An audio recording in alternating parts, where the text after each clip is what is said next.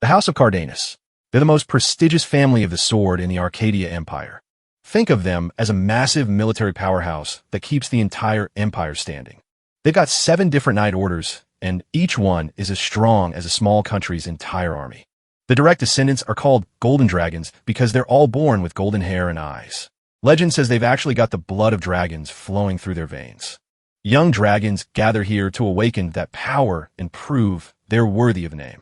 Even members of the branch family show up, desperately trying to break past their own limits. The training center is where every cadet is pushed to their absolute maximum. William Cardanus, the top-ranked cadet, is showing everyone exactly why he's at the head of the pack. He's taking on multiple opponents at once and making it look like child's play. His rivals are completely stunned. Even working together, they can't even land a scratch on him. One of the girls tries to hold her ground, but she's clearly reaching her limit. She can't even track his speed as he follows up with a heavy mana charge strike. Just like that, she's knocked to the ground instantly. William just stands there looking down at them, totally bored with the fight. He calls them pathetic and says they're no better than the trash from the branch families. For him, this selection process was basically over before it even started. Meanwhile, at the young Dragonite's headquarters, the high-ranking instructors are keeping a close eye on the training footage. Sir Master Fabian asks the room who they think is actually worthy of the special grade status. The chief instructor says there's really only one person who fits the bill. William is sitting pretty at rank 1, and he just finished demolishing the 2nd and 4th rank cadets. Fabian notes that even the guys he beat were from the main bloodline. The branch family members are being picked off left and right at this point. To the higher-ups, it seems like the gap in bloodlines is just too big to overcome. In this training center, your rank is everything. It's the only indicator of power they care about. It seems like a no-brainer to just hand the top spot to William and call it a day. But the chief instructor suggests they hold off and watch a little longer. He mentions there's one branch family member who's been acting very unusual lately. He thinks it's worth seeing what the kid can do before they make a final decision. The cadet he's talking about is currently sitting at number 25, Leonard Cardanus. Leonard was a total nobody just a few days ago, but he suddenly jumped from rank 381 to 25. The commander thinks it's got to be a joke, but the instructor tells him to look at the screen right now. Leonard is actually confronting William in the middle of the forest. The top ranker is clearly insulted that a branch member would even dare to approach him. William laughs it off, asking if the kid came here to surrender or something. Leonard doesn't look intimidated at all. He just tells William he doesn't need to hold back. Pissed off by the kid's attitude, William lets his blue mana explode outward. Leonard can feel the difference immediately. This guy's aura is on a whole different level from the others, but he doesn't flinch. He just calmly invites the genius to come at him. William takes the bait and leaps into the air, aiming to end this with one massive strike. William screams that he's going to crush Leonard and his sword into dust. He brings his blade down with a massive explosion of blue mana, but he's completely stunned. Leonard is holding him back with nothing but a wooden training sword. With a flick of his wrist, Leonard parries the heavy strike and sends William reeling. William can barely catch his breath, staring at the branch family trash who's suddenly glowing with power. Leonard calmly tells him that his sword isn't soft enough to be broken by a mere apprentice knight. William is absolutely losing it. He screams at Leonard, asking if he's trying to mock him. He launches into a desperate flurry of attacks, but Leonard just flows around them like water. Up in the observation deck, Instructor Bradley, a tall man in a green cloak, notes that this is some seriously unusual swordsmanship. He's shocked by how efficient Leonard is, parrying every blow with the absolute minimum amount of force. The instructor points out that Leonard hasn't even bothered to launch a single attack of his own yet. William is getting more frustrated by the second, shouting at Leonard to stop running away. He swings his blade in a massive arc, putting every bit of mana he has into the strike, but Leonard is already 2 steps ahead, sliding through the gap in William's guard.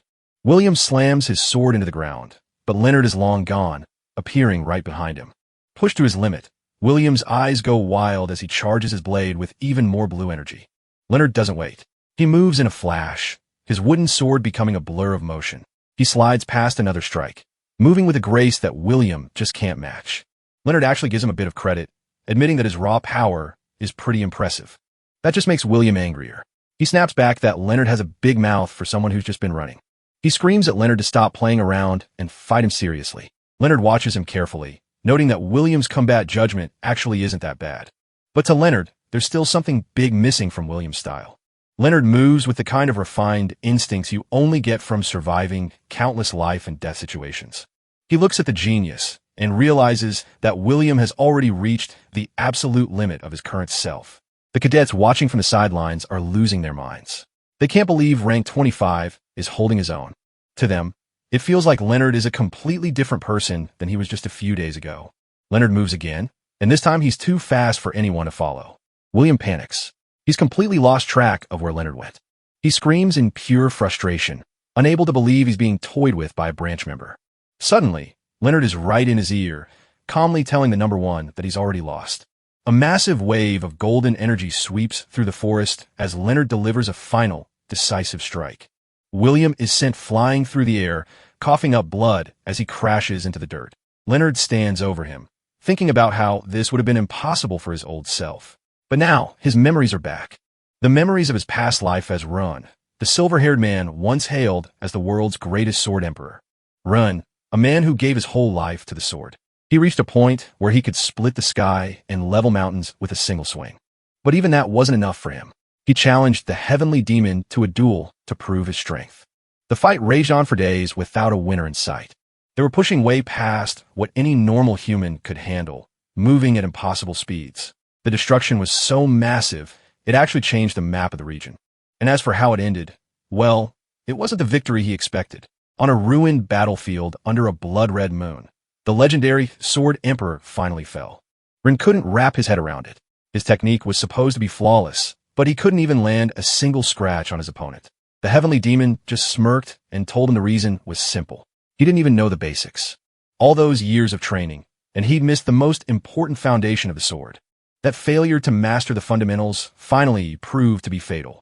Rin felt the sting of the insult more than his actual wounds. The basics? It sounded like a joke. The demon admitted he was impressed. A stray dog could even push him that far. Rin dropped to his knees, his body completely broken and his spirit crushed. The demon told him to rest in peace as the red moon watched over his defeat. Everything started to fade out as the Sword Emperor's life slipped away. It was over. Just like that, the legend was done. But as he died, he had one final wish. He just wanted one more chance to do it all over again. Reaching out for a moon he thought he'd never see again, his story seemed to end. But where one legend died, a brand new one was just getting started.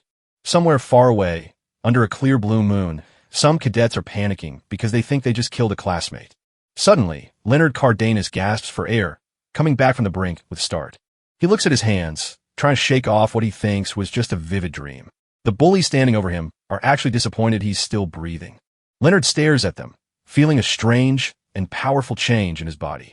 Cadet 257 isn't satisfied and goes in to finish the job with a heavy punch. But Leonard's body reacts with impossible, instinctive precision, catching the strike. He's stunned. His arm moved and blocked the hit entirely on its own. The bully figures it was a fluke and draws a practice sword to teach the trash a lesson. He swings hard, but Leonard moves like a blur, dodging the blade effortlessly. It's happening again.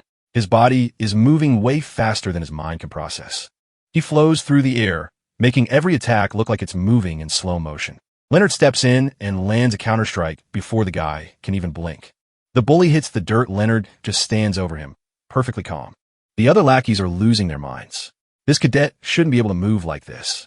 Leonard stands tall, his eyes glowing a deep crimson as the Sword Emperor's spirit fully takes hold. The bullies are starting to back off, realizing this isn't the same weakling they knew. Cadet 257 tries to rally them, reminding them they were just beating him up a second ago. They charge at him together, desperate to take him down by force. Leonard just looks up with a faint smile. He finally understands what was missing. Leonard strikes, his body moving with a fluid grace that feels completely natural, as if he's lived for this very moment. He flows through the air, sending another bully crashing into the ground with a single, calculated strike. The third lackey doesn't even see the next hit coming as Leonard Compton uses his relentless, efficient assault. One by one, the bullies fall, left groaning in the dirt as Leonard stands over them, completely unfazed. As the adrenaline begins to fade, Leonard finds himself lost in thought, remembering a strange dream that has haunted him for a long time. In that dream, a powerful warrior fought under a crimson sky, his long white hair whipping in the wind as he faced an impossible enemy. For so long, the memories of that man's life and death have been a constant weight, making it impossible for Leonard to focus on his own path.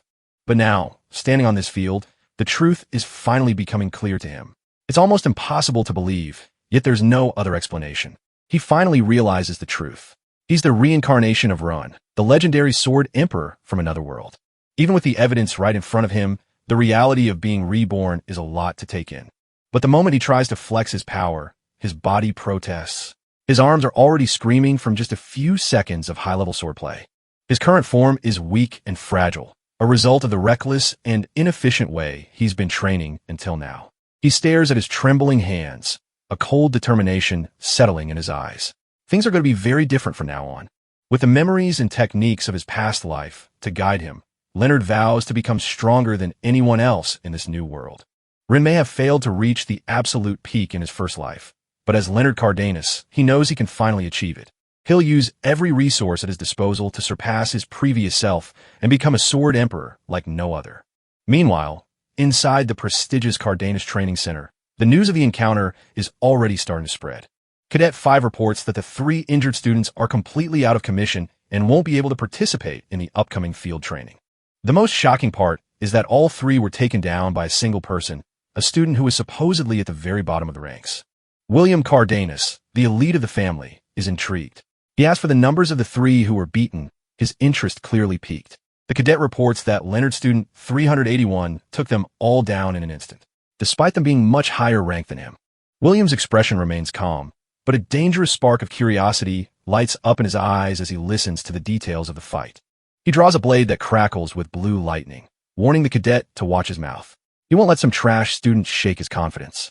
William decides he'll have to see for himself if this Leonard is actually a vessel worth his time, or just another piece of trash that needs to be disposed of. The heavenly demon looks down with a cold smirk. Consider this a parting gift before you go to the afterlife. He tells Rin he failed to reach the higher realms because his foundations were built too late. Rin is falling into the massive crater left from their fight. In the 5 elements, balance is everything. The demon notes that if Rin had just started correctly in his youth, things might have been different. Rin lies in the dirt, bloodied and broken, as his past life comes to an end. Back in the present, Leonard Cardenas sits in deep meditation, blue mana swirling around him. He knows the demon was right. He spent his previous life rushing for power, neglecting the basics. This time, he's starting from scratch while he's still young. He focuses on preparing his new body to handle mana properly, clearing the pathways. A massive magic circle glows beneath him as he stabilizes his internal energy. Even when he was the strongest in the world, his internal power was a mess at this age. He clenches his fist, feeling the potential. He looks up at a banner for the Cardenas family. There's something special about this bloodline he hasn't figured out yet. Later, the lunch rush hits the academy's dining hall. Cadets are everywhere, grabbing their trays. Leonard takes a bite. It's actually pretty good food, definitely an upgrade from his last life. He needs a balanced diet to fuel his growth spurt, so he makes sure to clear his plate. A massive shadow falls over his table. Someone calls out his old rank. Number 381. It's one of the other cadets. He's heard about the fight from yesterday, and asks if Leonard is more hot-headed than he looks. He notices Leonard has quite the appetite today, especially since he usually just picks at his food. Leonard looks at the guy's badge. It's a single digit. 7. The guy corrects him. He's the new number 7 now. He flexes, bragging about taking down the previous holder. In this school, you steal ranks through duels. Leonard doesn't care about that, he just asks what the guy wants. Number 7 tells him not to be so cold. He's just trying to pass on some useful intel. He points out the heavy hitters. The high rankers are already moving to expand their factions and take control. The top spots are mostly held by the direct descendants of House Cardenas, the ones with the golden hair and eyes. The guy looks around nervously, telling Leonard to keep his voice down. Leonard tells him to just get to the point. The guy sighs, noticing Leonard feels like a completely different person lately. He slams his hand down, saying they need to band together if they want to survive the coming power struggle. Over half of the 500 cadets have already submitted to the big factions. He mentions a few other high rankers are already teaming up with him. He wants Leonard and his crew too. Leonard give him a flat, he has zero interest in joining any side. He picks up his tray and heads out, telling the guy he appreciates the info and owes him one. Number 7 is left stunned. This definitely isn't the same number 381 he knew before. The sun is setting as Leonard walks out of the academy building. He stops and looks over his shoulder, sensing someone following him.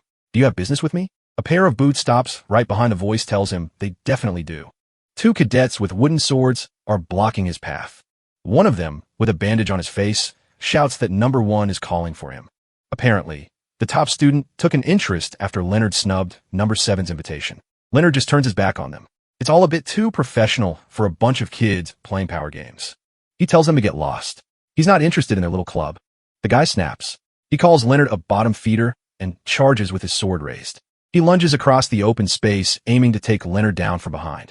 Leonard watches him close the distance in a single leap. For someone so young, his physical stats are impressive.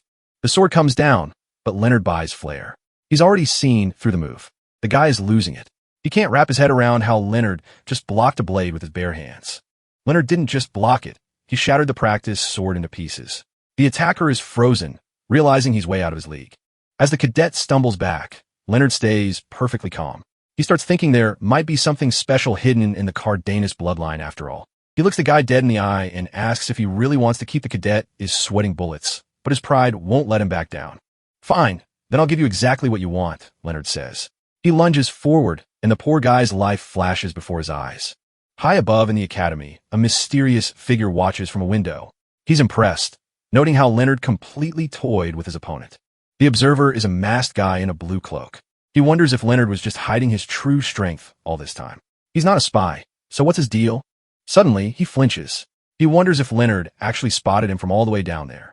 This is Owl, a cadet. He scribbles some notes, excited for an upset that'll break the predictable routine of the academy.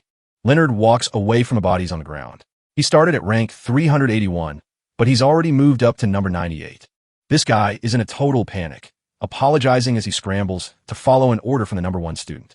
Verita watches him run off, wondering why the top ranker is suddenly so interested in a nobody like number 98. She's Verita Cardenas, the second best in the class, and she's been hearing rumors about a real monster showing up lately. Looking at the piles of defeated cadets on the ground, she figures those rumors weren't an exaggeration. She stops to watch as someone gets launched through the air like a piece of trash. Leonard is the one doing the damage, landing a kick that sends his opponent sliding across the dirt. He stands there looking bored, telling everyone again that he's not interested in their little clubs. He moves like a blur, disarming the guy and leaving him in the dust without breaking a sweat. He just reaches down and takes the guy's badge. He's the new number 25 now. Verita walks up and congratulates him on the move up the ladder, but she's mostly just curious. She zooms in, looking past the surface to see what this kid is really made of. To her, Leonard's energy looks like a massive, swirling storm of power that shouldn't belong to a rookie. Leonard looks at the badge in his hand, knowing this is just the first step of many. He notices her staring and realizes she can see his internal energy. She's got the mind's eye. It's a rare ability that lets you see right through an opponent's moves and intentions before they even make them. She asks why he hates teaming up so much, reminding him that tomorrow's training is going to be a nightmare alone. Before he can answer, a voice from behind tells them both to shut it. Enter William Cardenas, the actual number 1, and he definitely has an ego to match the rank. He steps right on the head of the guy Leonard just beat, calling his own people trash for not being able to handle a simple errand. Leonard doesn't look impressed, staring right back at the guy everyone else is terrified of. They face off right there, the new guy and the top dog, and the vibe is instantly lethal. William tries to flex his authority, but Leonard just asks if he's ready to go right now. The tension snaps when Verita bursts out laughing. She can't believe someone actually had the nerve to talk to William like that. She finds him hilarious. Admitted she's never seen anyone treat the number 1 like a normal person before. She tells them both to chill out since they've got a big training exercise starting tomorrow. William shoots him a final death glare, warning him that he's going to regret picking this fight. Leonard just shrugs it off, his mind already on the next stage of his plan.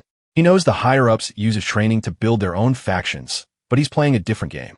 Tomorrow is the joint training session, and it's a big deal for everyone at the academy. Deep in the forest, senior instructor Bruno gets briefed on how the students are splitting into groups. Bruno is a tough old bird, and he's keeping a very close eye on how these new recruits handle themselves. His subordinate tells him about one weird trainee who refused to join a squad and insists on going solo.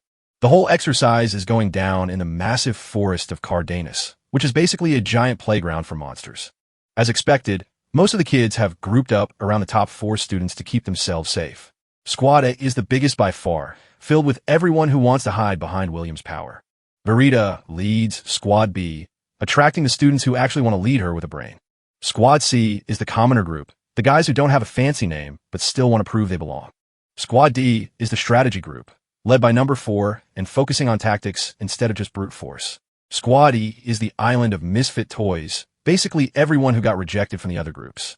And then there's Squad F, which is just Leonard by himself, ready to take on the whole forest. He looks out over the trees, noticing that the training grounds are way bigger than he anticipated. Bruno spots him walking into the woods alone and asks if that single pack is really all the gear he brought. Bruno looks over the meager supplies Leonard packed, just some water and biscuits. He asks if Leonard really thinks that's going to be enough for what's coming. Leonard isn't worried at all. He tells the instructor that since this is supposed to be a survival exercise, bringing anything more would just be cheating. To everyone else, this is a group project, but Leonard knows the truth. It's just one big game of King of the Hill where you steal as many rank badges as possible. Before he can head out, someone interrupts and asks the instructor for a quick word with the new number 25. It's still Reincarnated, the number 4 student. He tries to sound helpful, warning Leonard that the forest is way too dangerous for a solo run. Dylan's got a smile that doesn't reach his eyes, looking every bit like a snake as he offers Leonard a spot in his squad. Leonard sees right through the act and tells him to buzz off, making it clear his business is his own. He knows exactly what Dylan is after, a useful pawn to throw at the monsters when things get hairy, only to be ditched later. Dylan just laughs it off, pointing out that every other squad is packing heat with dozens, even hundreds of members. He thinks his offer is more than fair. Leonard doesn't feel like explaining himself. He's not here for a squad picnic. He's here to win his own way. The mask slips and Dylan's tone turns cold. He finally gets why the top ranker hates Leonard. It's that annoying arrogance that usually gets people killed. Without any warning, Dylan lunges forward, trying to force the issue with a sudden strike. He's stunned when Leonard moves like a ghost, slipping past the attack before Dylan can even finish a sentence. Leonard's footwork is unlike anything Dylan has ever seen, shifting his weight in a way that feels completely unnatural for a cadet. In a flash, Leonard counters, leaving Dylan reeling from the speed of the transition. Dylan realized something terrifying. Even when Leonard struck, there was zero killing intent, meaning he's already mastered his emotions like a pro assassin. Dylan ends up eating dirt while Leonard stands there, looking as calm as if he were just out for a morning stroll. Bruno steps in, impressed by the display. He tells Leonard that since this was just a scuffle, his rank won't change, but he'll let the solo squad head out into the forest first. Leonard gives a simple nod and prepares to depart, taking the head start he was just handed. As he passes by, Leonard realizes just how scary Instructor Bruno is. The guy has zero presence, but the power radiating off him is absolutely massive. He charges into the tree line knowing that even with his past life experience, the monsters in this forest are going to be a real headache. He thinks about the competition kids like William and Verita are already monsters in their own right, even at this age. It's not just luck. He's starting to suspect the Cardenas bloodline is hiding a serious secret to produce this many geniuses. But he's got no time for mysteries right now. His first priority is finding a solid hideout where he can set up shop and start picking people off. Inside the command center, Instructor Bruno overlooks several holographic screens, asking for a full report on the current situation since the training began. One of his subordinates reports that the fighting started a lot sooner than they expected this time around. As soon as Squad A hit the forest, they didn't even bother looking for a base. They went straight for the throat and ambushed Squad C. It was a complete slaughter. Almost everyone was wiped out in the one-sided assault, except for number 3, who managed to barely scramble away. Bruno finds it interesting that they chose a surprise attack right from the jump, even though he already knew their leader was sharp. But he realizes the leader wasn't just playing a numbers game. It was a cold, calculated move. He explains that for a massive group like Squad A, dragging the battle out as a death sentence because of supply issues. So they had to strike fast. They caught everyone off guard by ignoring the usual base building phase, proving their leader is operating on a whole different level of strategy. Bruno moves on, asking for the status of Squad B and Squad D next. Turns out those two squads realize the threat and form an alliance to take down their common enemy, the top-ranked Squad A. Bruno is impressed by their quick reaction, noting this batch of cadets is looking much more promising than the last one. He then turns his attention to the remaining squads, asking Instructor Colin for her update. Colin looks a bit tense as she acknowledges him, clearly feeling the pressure.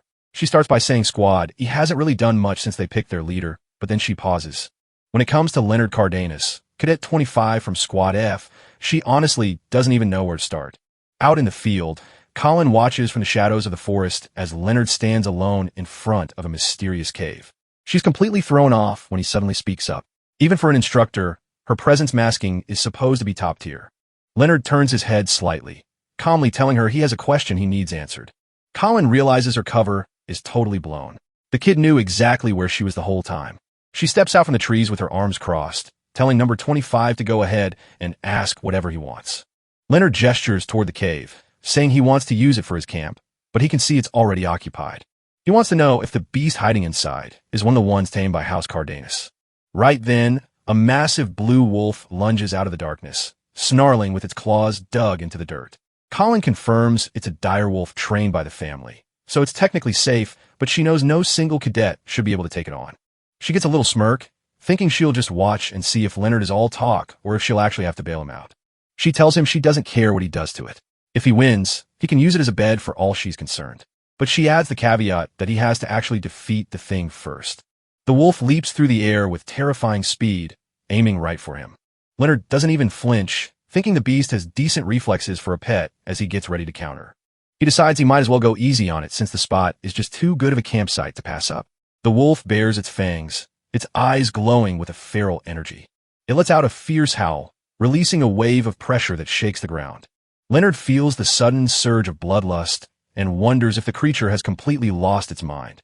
He realizes that if he holds back too much and gets injured, it'll only make things more annoying for the instructor. He grips his practice sword and warns the wolf that this next move is going to sting. The wolf lunges again, but Leonard is already a step ahead, moving with a blur of speed. The beast snaps its jaws, but Leonard ducks right under its massive head. He scoffs, telling the creature he isn't going to be an easy meal. In a single, explosive motion, Leonard connects with a powerful strike that sends the giant wolf flying. Colin is absolutely speechless. He just completely overwhelmed the dire wolf in the blink of an eye. She watches as Leonard lands perfectly, questioning if this is actually the kind of power a normal cadet should have. The once terrifying wolf is now acting like a submissive puppy, and Leonard just calmly tells it to stay. Leonard points and gives a firm command, sit.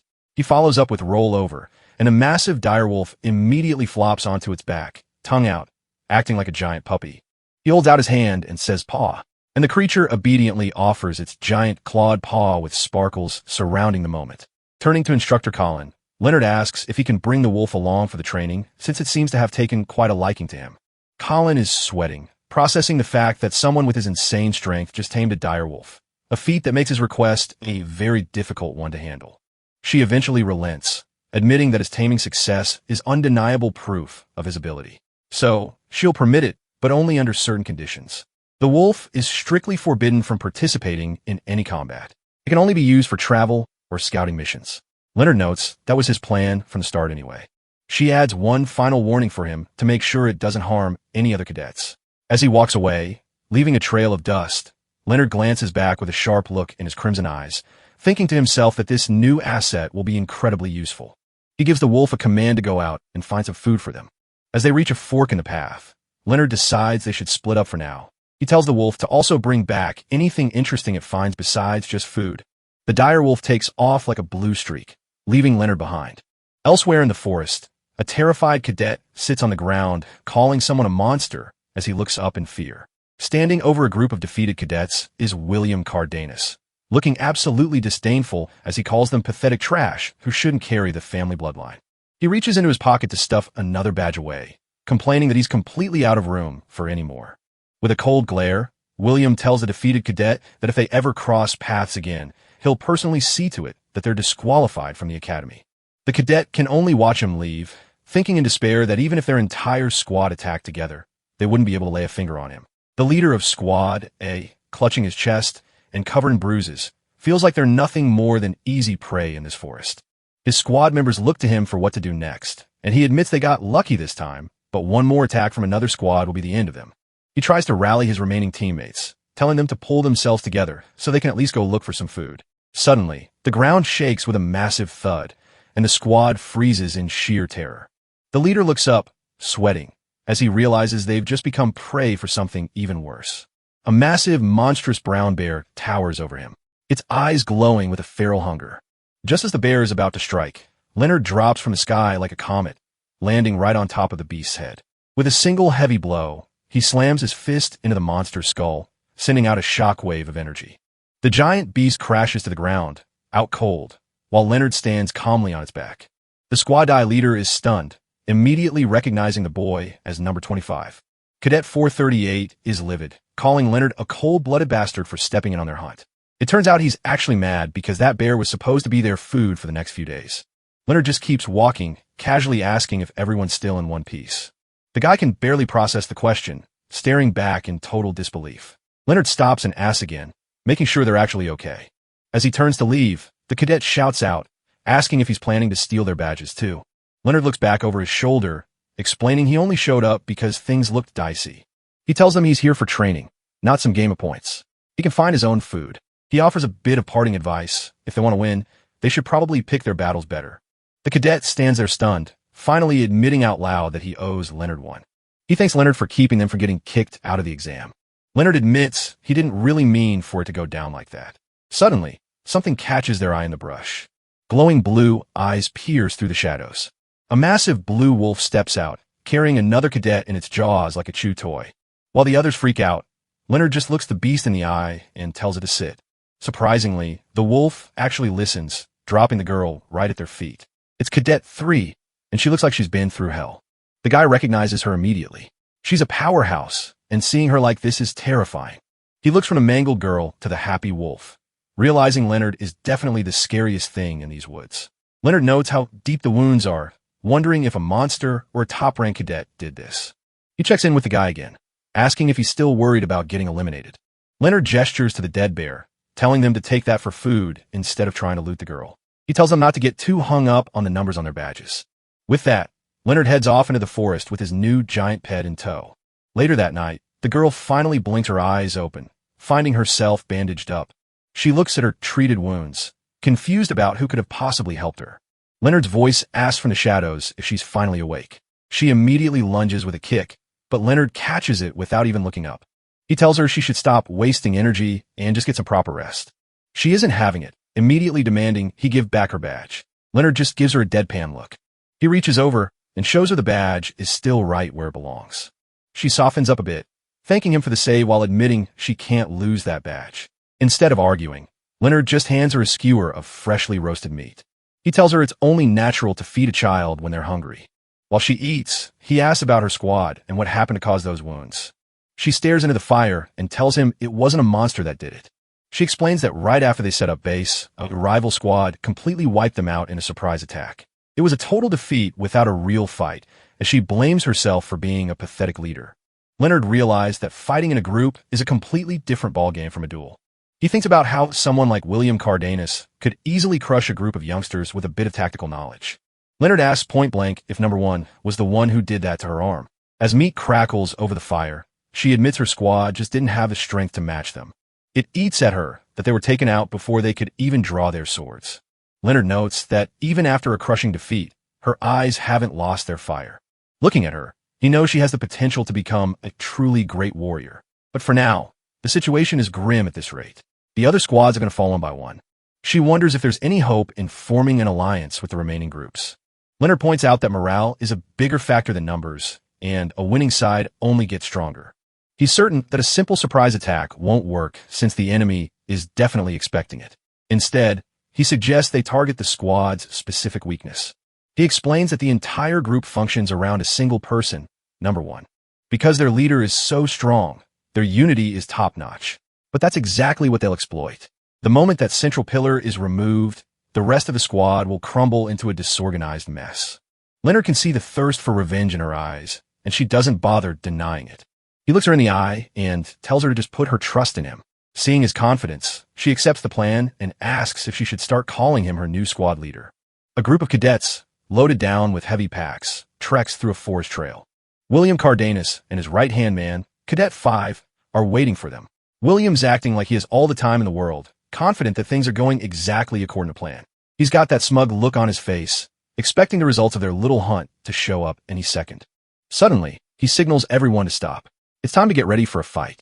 He shouts into the trees, telling whoever's hiding that they might as well surrender because he already knows they're there.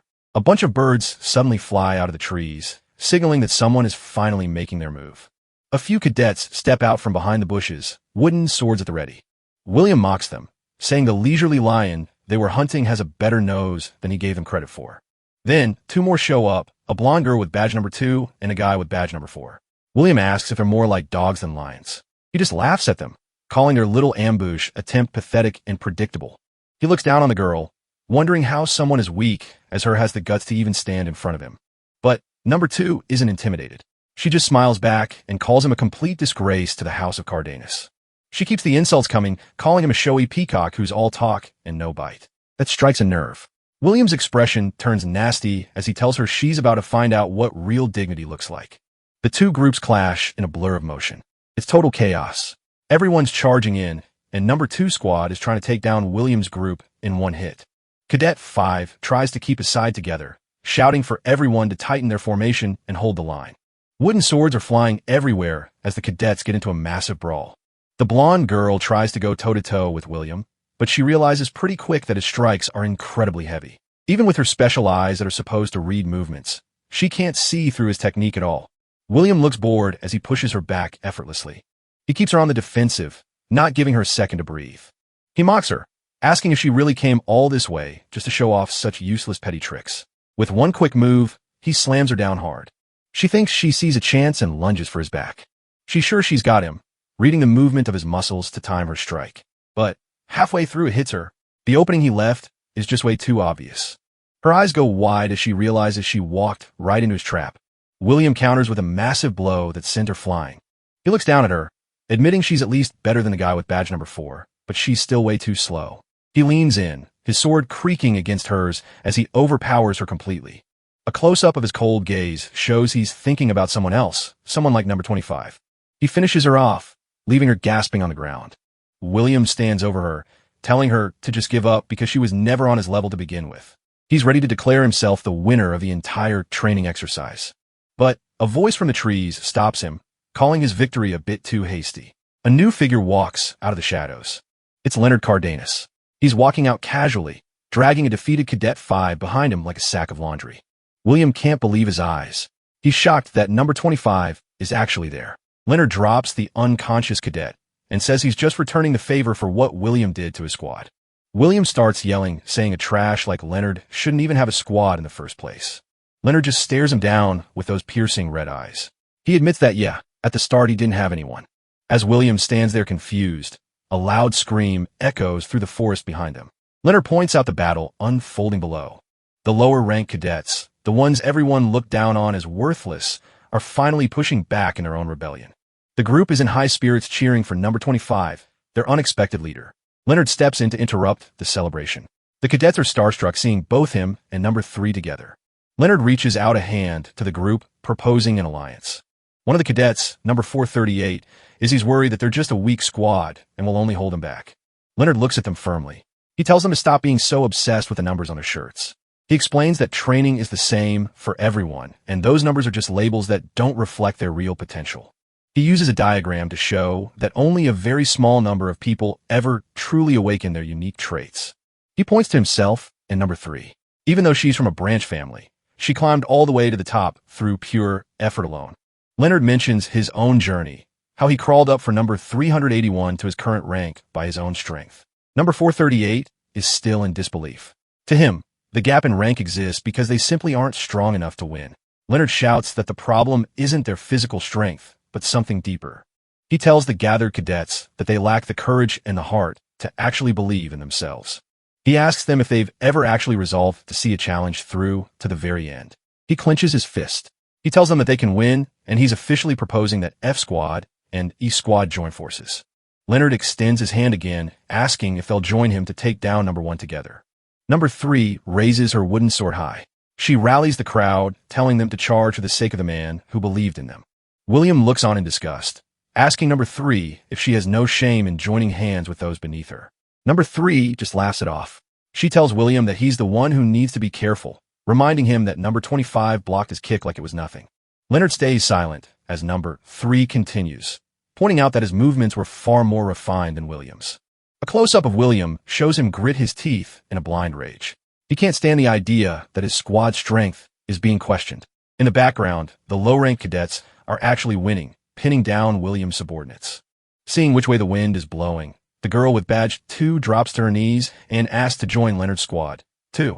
The boy with badge 4 follows suit, deciding he'd rather surrender to Leonard than keep losing to someone he can't stand. William explodes with anger. He screams at them, asking if they have any pride left as members of the House of Cardenas. William is fuming, telling them to stop being stubborn and just admit their defeat. Leonard stands his ground as William points his sword at him, calling him out by his rank, number 25. William challenges him to a duel right there, putting the victory of both squads on the line. He lunges forward, determined to prove the massive difference in their strength once and for all. Leonard just gives a small, confident smirk. This was exactly what he was waiting for from the start. He draws his sword as golden energy flares up around him. With a cold look in his eyes, he tells William to come at him so he can finally make him understand the truth. Bradley watches the arena with a critical eye, curious about the outcome of this final showdown. The two duelists face off, the tension between the top-ranked cadet and the new prospect filling the air. Number 1 charges in, his destructive sword style clashing violently against his opponent's defense. A heavy impact echoes across the grounds as their blades lock in a struggle for dominance. Leonard remains perfectly calm, even as the strain of the defense begins to take its toll on his arms. He notes that while his opponent has raw power, the movements themselves are predictable and easy to read. An attack comes from a strange, unexpected angle, forcing a sharp reaction. Leonard realizes this must be the same trick that took down the second-ranked cadet. Bradley stands in the shadows, quietly impressed by the display of skill. Leonard sees right through the technique, a magnificent feat to achieve in such a short time. Bradley can hardly believe a cadet, without a trace, is pulling off moves that even the top ranks struggle with. He realizes the moment their blades clash that this isn't just a contest of physical strength. The secret to number 1's strength is revealed, the invisible, formless power of psychokinesis. Waves of mana ripple through the air as the top ranker unleashes his hidden advantage. His blade strikes from impossible trajectories where normal force shouldn't apply. By pouring psychokinesis into his arm and blade, he generates a devastating amount of unconventional power. Leonard dodges another heavy blow, staying light on his feet despite the onslaught. The ranker is stunned, realizing Leonard has already seen through the secret of his power. They lock blades, their faces just inches apart as the air crackles between them. The top cadet shouts in frustration, demanding to know why Leonard kept his true strength hidden. Leonard gives him a cold look, telling him his sword will provide all the answers he needs. A golden crest of the sword duchy flares behind him, signaling the gravity of the match. Leonard prepares for the next exchange, his expression unreadable. Psychokinesis isn't just for defense. Number 1 uses it to enhance the lethality of every strike. He tears through the ground, warning Leonard not to take his confidence for granted. Leonard stands his ground, asking his opponent to show more of his true self. Blue energy erupts around Number 1 as he vows to show exactly what's been asked for. Leonard knows his current body is weak and can't use his old powers, but he also can't afford to draw unwanted attention. He decides there's only one way to end this quickly. His gaze sharpens, fixed entirely on cutting his opponent down. The ranker unleashes waves of force that shatter the earth around him. Leonard leaps through the chaos, dodging the invisible blades with impossible grace. Frustrated, Number 1 swings wide, trying to catch his elusive target. Leonard flips over him, landing a kick that sends the top ranker reeling. The spectators are baffled, struggling to understand how the underdog is controlling the fight. They realize the top cadet was using his power to mask his movements, making his style cowardly and difficult to track. Despite the invisible trait, Leonard continues to dodge every single strike thrown his way. The other cadets are stunned that he hasn't even been touched yet. One observer realizes that it isn't cowardice at all. Something much more deliberate is happening. While it looks like he's running away, Leonard is actually closing the distance inch by inch. Bradley smiles, realizing Leonard is masking his approach so his opponent won't notice. He's moving like a predator, leisurely cornering his prey for the final strike. Number 1 is blindsided by how quickly the gap between them has vanished. Leonard strikes with a fluid, blindingly fast motion that catches his opponent completely off guard. He stares down the top ranker, declaring the match over with a single, calm sentence. The force of the final blow sends Number 1 flying backward, the impact echoing through the woods. A massive explosion of energy and debris marks the end of the exchange. Gasping for air, Number 1 can hardly process the reality of his own defeat. To him, this isn't just losing a match. It feels like facing the cold touch of death. A terrifying image of a grim reaper looms in his mind, underscoring the weight of Leonard's pressure. Leonard stands over the fallen cadet, the point of his wooden sword resting right at his forehead. He maintains his composed, analytical expression, showing no sign of fatigue. Number 1 laughs weakly, finally forced to admit that Number 25 is the winner. The instructors and spectators watch in stunned silence as the top ranker is officially dethroned. The crater left behind serves as a testament to the sheer intensity of their short exchange. The chief instructor is genuinely surprised by the unexpected turn of events. Number 1 admits that losing actually feels refreshing, a strange lightness filling him. Leonard is caught off guard by the sudden shift in his opponent's attitude. Number 1 realizes his obsession with power was a burden passed down from his father. But with this defeat, all those oppressive weights have finally been swept away. He reaches out a hand, fully accepting the result and the change it brings. Leonard simply acknowledges the good match, showing no arrogance in his victory. They shake hands firmly, ending their duel with mutual respect. The spectators are in total disbelief, still trying to grasp that the top ranker actually lost. Some cadets are devastated, having lost everything they bet on a sure winner. Despite the upset, the chief instructor sees this as a magnificent harvest of talent. He officially declares the field training concluded as the crowd erupts into cheers for Leonard. A few other elite cadets are forced to acknowledge the surprising performance of Leonard's squad. They realize he's an extraordinary individual who successfully teamed up with nobodies to take down a top squad. The chief instructor understands that Leonard saw right through the true purpose of the field training. It's an unexpected, but remarkably satisfying outcome for the Academy's leadership. As the excitement dies down, he gives the order to prepare for their return. It's time to contact the main house. The period for the blood successor, right, has officially arrived. Leonard gives the giant blue wolf one last pat. He's leaving tomorrow, and unfortunately, he can't take his furry friend with him. The wolf looks pretty down about the news. It's been a loyal companion during his time in the forest. Seeing the look on its face, Leonard asks if it's really that sad to see him go. Under the massive full moon, he admits he's going to miss this place too. He promises to get a lot stronger and come back for it eventually. The wolf finally perks up, giving him a big toothy grin. Leonard walks away, telling the wolf it better keep up its own training if it wants to follow him later. As the wolf howls at the moon, Leonard makes one last promise to give a proper name the next time they meet. The next day, the mood is way different. Leonard is stuck in a carriage with a bunch of other cadets, and the silence is heavy. Cadet 25 breaks the ice by asking why they're even all in the same carriage. Leonard just sits there looking stoic. He's the top-ranked cadet now, so he's got a bit of an aura. The guy is dying to talk to the person who managed to jump from near the bottom all the way to number 1 inch just a month. Leonard finally acknowledges them. The guy says he's got some news for everyone. A girl mocks him asking if his head got rattled during training because he's actually acting smart for once. He ignores her and explains that starting tomorrow their supplies will depend entirely on their grades. He also brings up the blood successor, right, which sounds like a big deal. Apparently the Cardenas bloodline has special mana circuits that set them apart from normal people. The rite is a ceremony specifically designed to awaken those unique circuits. Once awakened, they'll be able to manipulate mana way more freely than before. Those who succeed get to join the Young Dragon Knights, an elite group that sounds pretty legendary. Cadet 25 admits he's never heard of them mostly because their existence is kept secret from the public. It's a specialized order for live combat training focusing on fostering the next generation of masters. Leonard chimed in asking if everyone's circuits are really that different. The guy explains mana cores. Their attributes and quantity vary from person to person. The blue-haired girl mentions the old rumor that dragons' blood flows through their veins. According to the guy, the fewer cores you have, the better. Having just a single core is considered the absolute peak of talent. The guy then boasts that he's definitely a single core genius himself. The girl laughs at him, reminding the carriage that single cores only show up once every decade. Leonard remembers his past training, which involved balancing all 5 elements. He asks if it's possible to have 5 cores.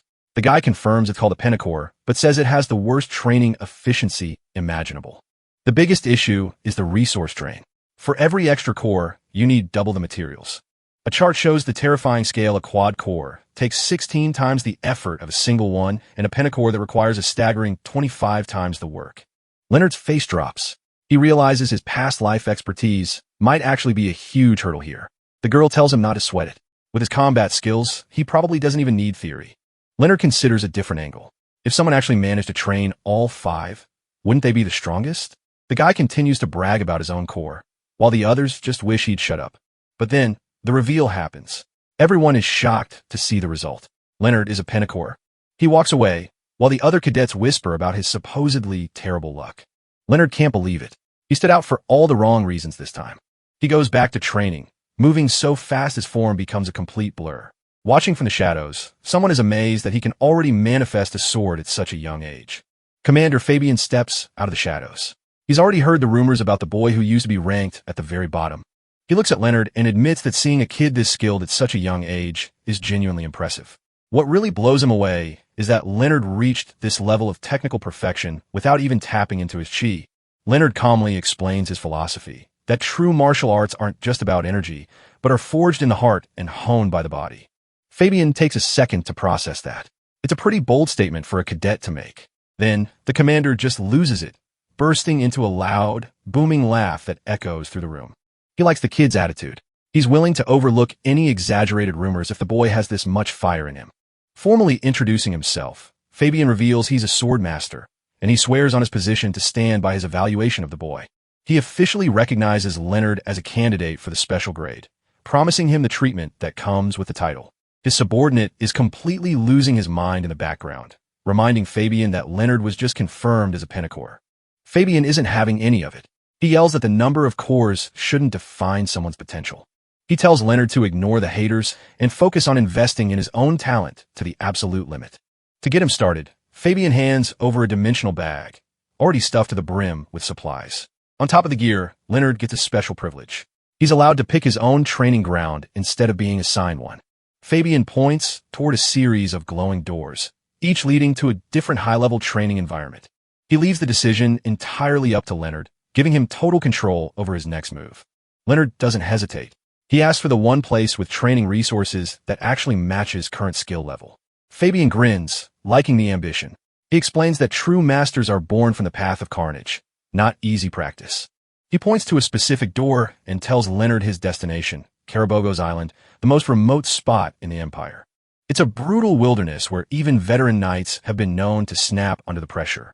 Parts of the island are so dangerous they're basically on par with the demonic realm. When asked if he's excited, Leonard simply thanks the commander, ready for the challenge. As he prepares to leave, Leonard thinks about the core problem. People only think Pentacores are weak because nobody knows how to train them correctly.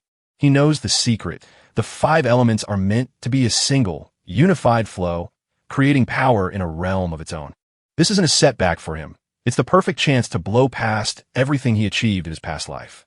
With his massive pack on his back, Leonard steps through the light. Fabian wishes him luck as he vanishes. The transition is blinding, and Leonard has to shield his eyes as he steps out onto the island. He finds himself standing at the edge of Carabogos, a dense, blue-tinted forest that looks both beautiful and deadly.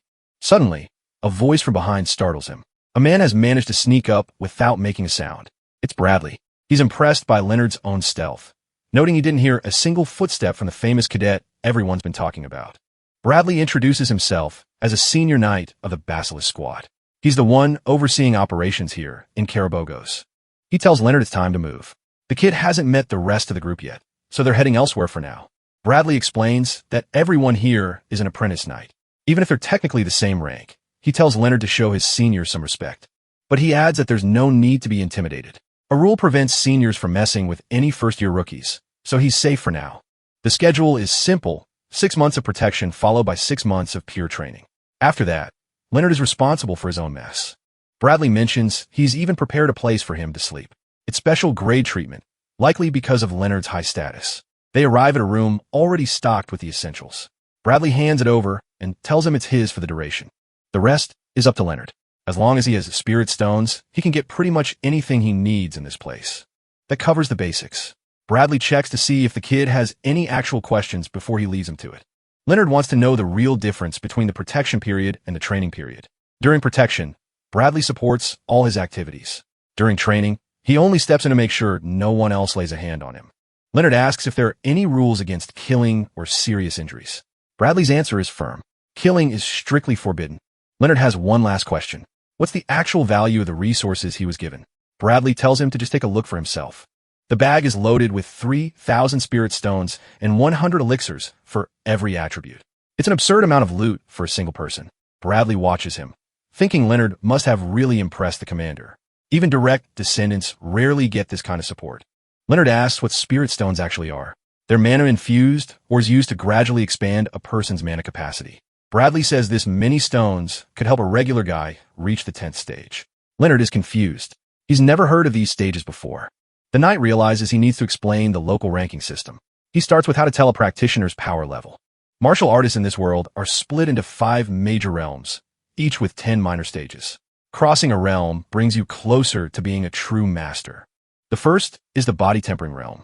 It's all about using internal mana to expand your capacity and strengthen your physique. Next is the external force realm. This is where you refine that mana until it can be projected outside the body as aura. Then there's the transcendent realm. It's a bit harder to define because it varies from person to person, focusing on individual growth.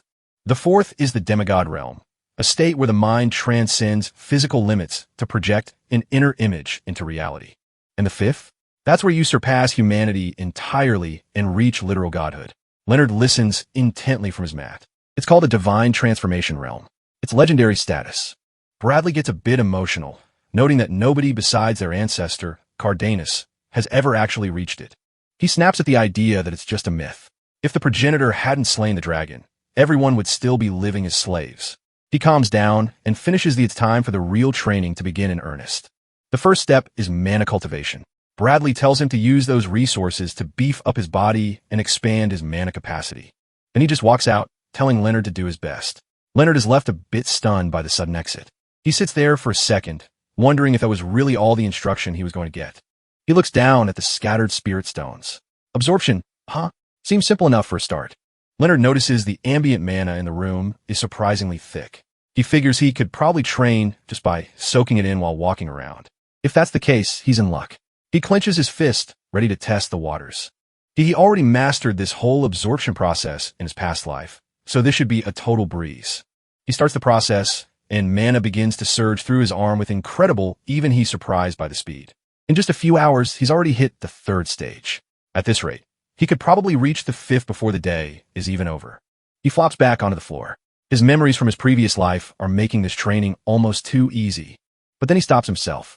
Finishing an entire stage in a single day will look way too suspicious to everyone else. He thinks about the commander. The guy already believes he's a once-in-a-generation genius. No need to prove him right that quickly and draw heat. He decides to mix in some old techniques to make the story more believable. It would be a waste to let all these resources sit around unused. Outside, the other cadets are already watching him from the shadows, likely wondering what kind of monster just moved in next door. A couple of cadets watch Leonard's cabin from the bushes, noting that he's been holed up inside for over a month and a half. They figure he's staying shut in until he hits at least the fifth stage.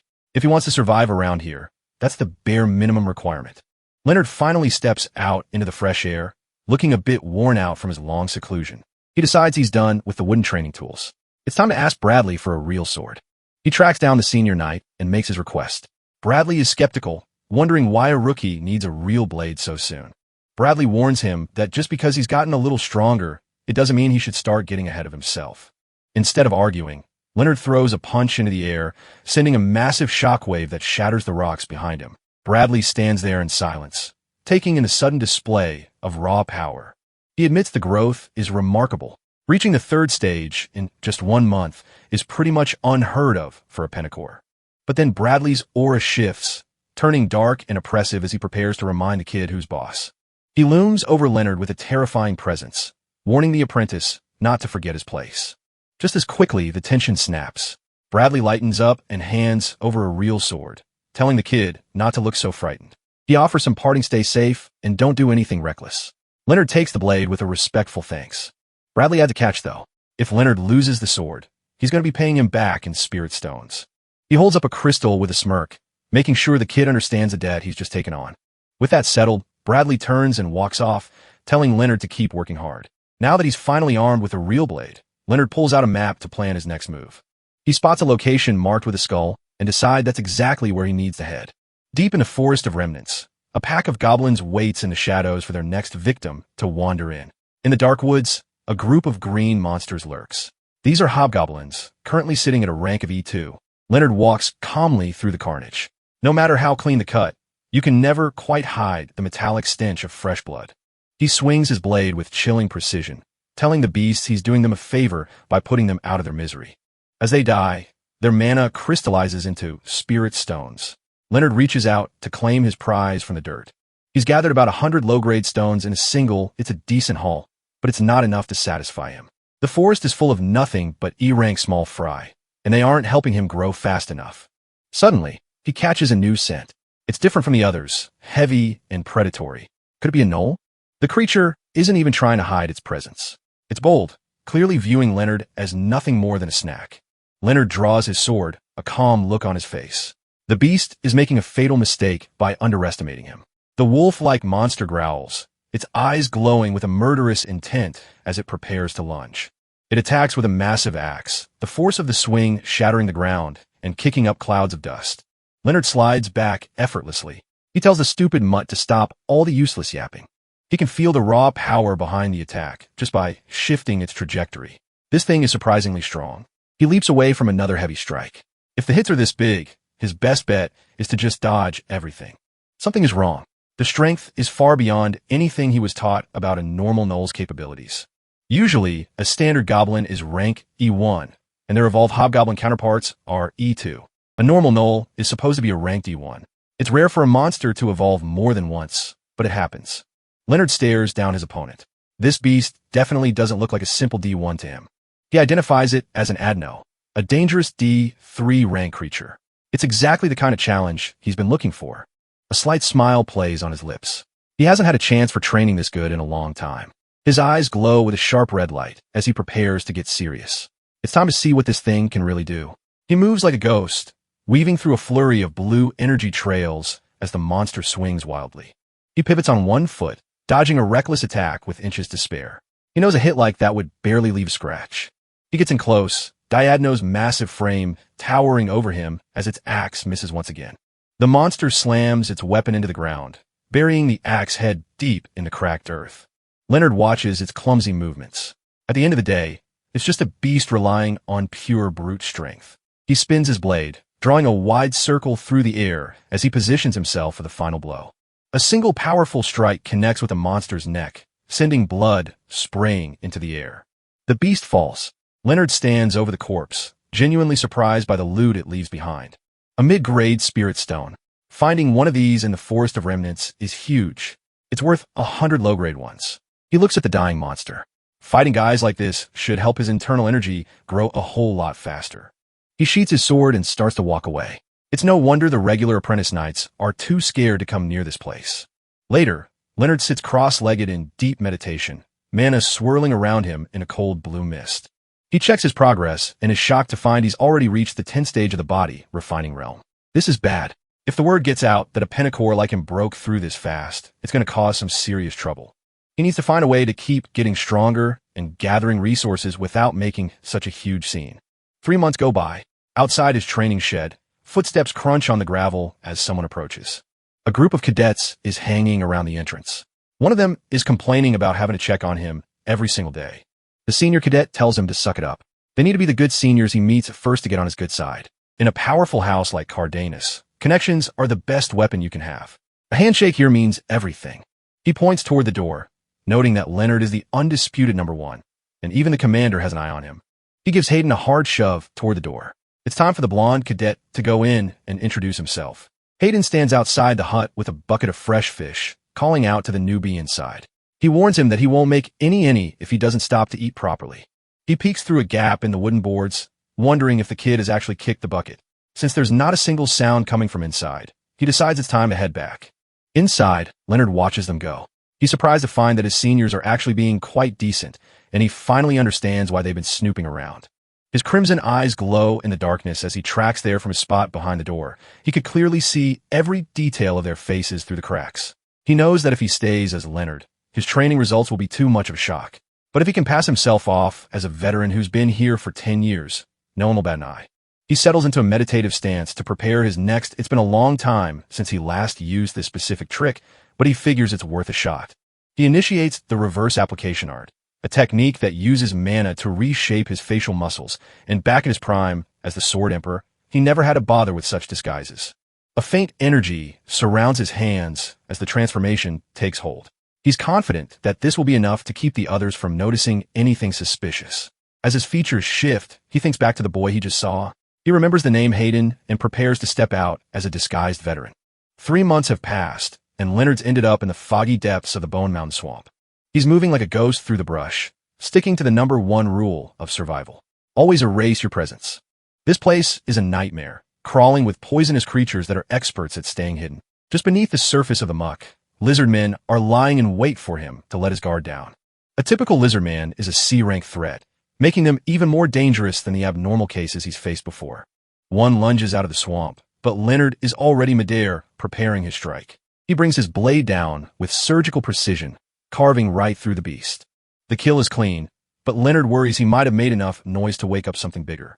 Sure enough, a massive shadow looms out of the mist behind him. He doesn't even hesitate to engage. He's got no time to play around with monsters that don't know real swordsmanship. After clearing the area, he's gathered about 1,500 intermediate spirit stones, which means it's finally time to move to the next cultivation realm. But crossing into a major realm is a violent process that usually ends in a massive mana explosion. He's still borrowing Hayden's face to keep a low profile, so he can't afford to cause a scene on Karabog's Island. He needs a secluded spot somewhere that can mask the energy and keep him out of the wind and rain. He spots a field of glowing plants tucked away by a cave entrance. These aren't just plants. They're high-quality spirit herbs that soak up mana way better than stones. But a place like this isn't a massive tusked troll steps into view. Leonard ducks into the shadows as he senses another presence approaching. The troll braces itself as the ground starts to shake. A lycanthrope suddenly charges, slamming into the troll to start a brutal territorial fight. The wolf starts calling down lightning, the sheer power of the attacks making the earth tremble. Leonard watches from the sidelines, surprised that monsters at this level can actually manipulate the forces of nature. The troll isn't backing down, though, hurling massive chunks of rock with ease. Even with all that debris flying, the lycanthrope manages to dodge at lightning speed. Neither side is giving an inch as the brawl intensifies. While they're busy tearing each other apart, Leonard sees his chance to slip past. He figures he can explore the cave while the heavy hitters are distracted. He moves silently toward the dark opening in the rock face. Once inside, the noise of the battle completely vanishes. This silence is exactly what he needs for his breakthrough. Then he sees it, glowing golden tree in the center of the cavern, radiating incredible energy. It's surrounded by even more intermediate spirit herbs. It's strange, though, with this much mana in one spot. He should have felt it from outside the cave. Leonard reaches out to test the air in front of him. His hand meets a shimmering hexagonal barrier, a hidden shield. That explains why no one noticed this place. He stares at the golden tree, wondering just what kind of treasure he stumbled upon. This is the perfect spot to finally reach the next major realm. But as peace is a massive, bloody figure enters the cave. It's the troll. It must have survived the fight, but it's looking rough. Luckily, the deep wounds it took are still wide open and haven't healed yet. Fresh blood is dripping onto the cave floor. Leonard grips his sword. Since this place blocks out all sound and mana, he didn't even notice the beast until it was right on top of him. The beast doesn't even bother attacking him. It just goes straight for the cave entrance, sealing Leonard inside. Leonard isn't worried, though. He draws his sword and prepares to take the monster head on. Leonard dodges a massive rock. One direct hit from this thing, and it's game over. He stays on the move, avoiding the dark energy cracking the ground behind him. Staring down the giant's massive back, Leonard prepares to end the fight in a single blow. The beast swings, but the boy is already out of the way. Leonard narrows his eyes. The monster isn't just strong. It's using earth and rock to shield itself. The creature flares up with fire, standing like a literal mountain between him and the exit. He realizes this thing is the reason the local lycanthropes were completely wiped out. It's not just big. It's had dual attributes, earth and fire, from the very beginning. The monster glares through the flames, eyes glowing a menacing red. Disclosing the distance won't work. Leonard needs a better approach. He leaps into the air to avoid the intense heat. If he touches that, he'll melt in an instant. He waits for the perfect moment, that split second when the beast takes a heavy step forward. The monster's foot slams down. Now, Leonard lunges in, moving faster than the giant can react. This is it. He calls the end of the fight. The beast realizes too late. Leonard pierces straight through. A massive beam of blue mana shoots out from the monster's chest. Leonard lands and takes a breath, thinking it's finally over. But then he spots a dangerous glow coming from inside the monster's wound. It's a mana core, and it's vibrating with pink energy. The core detonates, turning the entire cave into a furnace. Leonard is caught right in the blast. If he doesn't protect himself, he's done for. The force of the explosion sends him flying into a tree. He coughs up blood. The impact was so hard, he's pretty sure every bone in his body just shattered. Fire is everywhere. The whole cave is going to burn to a crisp in less than 5 minutes. No one is coming to help him in this hole. He's completely on his own. He decides to gamble. Reaching a higher realm is the only way his body will heal in time. There's no time to hesitate. He starts the breakthrough process right then and there. He starts drawing mana from spirit stones, forcing it into his damaged circuits. He's using 1,500 spirit stones at once to jumpstart the healing. He needs even more fuel, so he starts gathering every spirit herb in the vicinity. He shoves the herbs into his mouth, absorbing their power as fast as possible. Preparation is done. Mana is surging through him way beyond his usual capacity. His pentacore starts rotating all at once, spinning at full speed. He can feel all his chi becoming one, concentrating into a single point. It feels like his heart is being completely remade. He's done it. He's officially broken through to a new realm, but the energy won't stop. It's already surpassed anything a human body should be able to handle. A massive blue energy dragon erupts from him. This is the legendary power of a dragon. Leonard sits beneath a twisted tree, glowing with a strange golden light deep in meditation. He feels his mana integrating perfectly, pushing his realm straight to the third stage of the outer force. It's a massive jump, especially since most of the senior cadets have been stuck at the second stage for years. He knows this kind of growth is going to send shockwaves through the Cardenas family. Checking his hands, he finds that his injuries are completely healed and his energy is flowing smoother than ever. It's almost hard to believe he walked away from that massive explosion without a single scratch. A brilliant, glowing fruit hangs from one of the tree's branches. As soon as he reaches out and touches it, the blinding light fades, leaving only the fruit behind. He realizes the tree's intense spiritual energy must have acted as a shield against the pillar of fire. The small blue fruit fits perfectly in the palm of his hand. Leonard takes a moment to process how the tree managed to absorb all that raw mana. He decides to take the seed with him, grateful for the protection it provided. Leonard sprints back toward the camp, knowing he can't afford to let anyone get suspicious of his absence. He's got a bit of a smirk on his face. Turns out he's gotten even stronger than he expected. He spots the light from the training center ahead. He makes it back just in time, hauling a massive blue wolf pelt over his shoulder. He quickly thinks about stashing his gear before the others catch him looking like this. Nearby, a cadet named Ian is surprised to see a door standing open. Leonard appears behind him so quietly that Ian nearly jumps out his skin.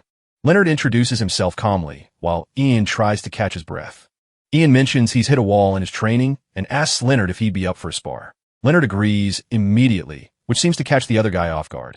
Ian acts all confident, happy that Leonard didn't refuse him. He gestures for Leonard to follow, promising to show him what it really means to be a knight. The spar is over in a flash. Ian is sent flying by the sheer force of Leonard's strike. Ian hits the dirt and immediately admits defeat.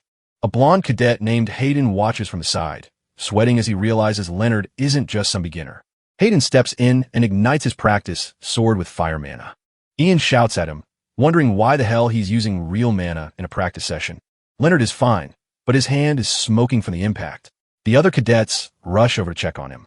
He looks at the blood on his palm, realizing that even a blocked mana attack can still do real damage.